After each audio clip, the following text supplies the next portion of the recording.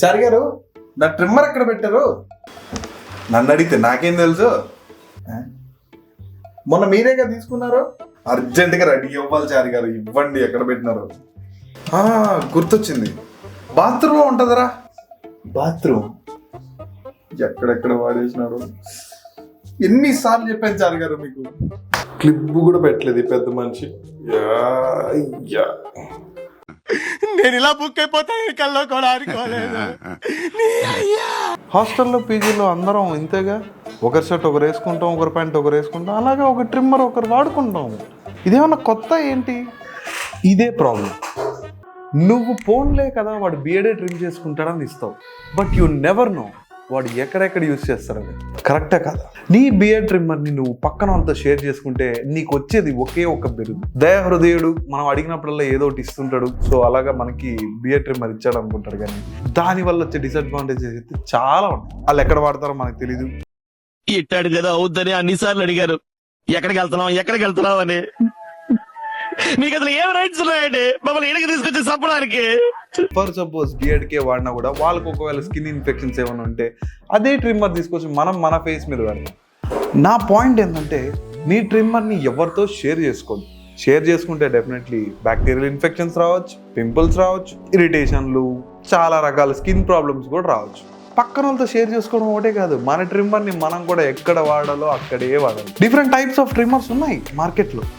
Beard కానీ, body hair కానీ, intimate పార్ట్స్కి సపరేట్గా ట్రిమ్మర్స్ కూడా దొరుకుతాయి మనకి.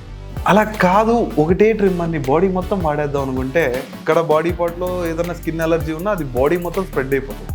ఎక్కడ వాడాల్సిన ట్రిమ్మర్స్ అక్కడే వాడతాం. అలాగని చెప్పి నువ్వు కాస్ట్లీగా ఓ రేంజ్లో పెట్టాల్సిన అవసరం లేదు. కొన్ని కాంబోస్ దొరుకుతాయి.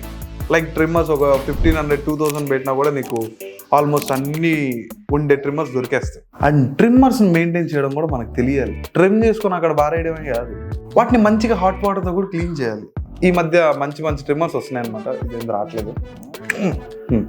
సో ఇలా సపరేట్ చేసేసి దీన్ని వేడి నీళ్ళు వేద్దంటే పాడైపోతుంది. సో బ్రష్ తీసి నీట్గా క్లీన్ చేసుకోండి. అటాచ్మెంట్స్ అన్ని మంచిగా హాట్ వాటర్లో వేసి క్లీన్ చేయండి. చారి గారు మర్యాదగా వెళ్ళి మంచిగా హాట్ వాటర్ వేసి ఆ ట్రిమ్మర్స్ అన్నీ క్లీన్ చేసి పెట్టండి. లేదనుకోండి మీ డబ్బులతో మళ్ళీ నేను కొత్త ట్రిమ్మర్ కొనాల్సి వస్తుంది. సర్లేరా, క్లీన్ చేస్తాను, అది పోయి క్లీన్ చేసి పెట్టండి. మనం ఏదో కన్సిస్టెంట్గా వీడియోలు చేద్దామంటే ఏదో ఒక అడ్డంగా షూట్ పెట్టుకుంటే ఇట్లా ఆటో సౌండ్లు, ఈ పాపడ్లు, మనం ఏం చేద్దాం? దొరికిన టైంలో మనం ఏదో చేసేది.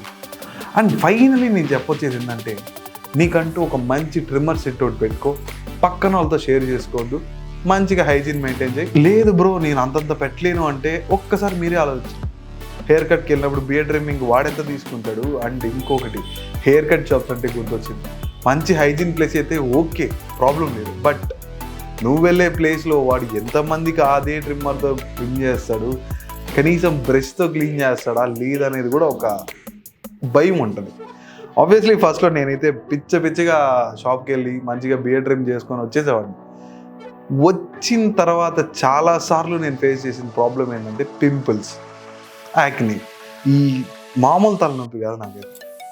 చేసుకున్నప్పుడు బాగానే ఉంటుంది, దాని తర్వాత ఏమైతే తెలియదు. సో అలా ప్రాబ్లమ్స్ ఫేస్ చేసి మంచి ట్రిమ్మర్ ఒకటి నేనే కొనుక్కొని నేనే కింద మీద పడి నేర్చుకొని ట్రిమ్మింగ్ ఎలా చేసుకోవాలి, ఎట్లా ఏంటి అనేది ఆబ్వియస్లీ ఒకసారి అయితే నేను పాయింట్స్ ఎలా పెడతారో తెలియక 1-2 అలా పెట్టుకొని మొత్తం మీసాలు గడ్డలు లేపేసుకొని తిరిగిన రోజులు కూడా ఉన్నాయన్నమాట.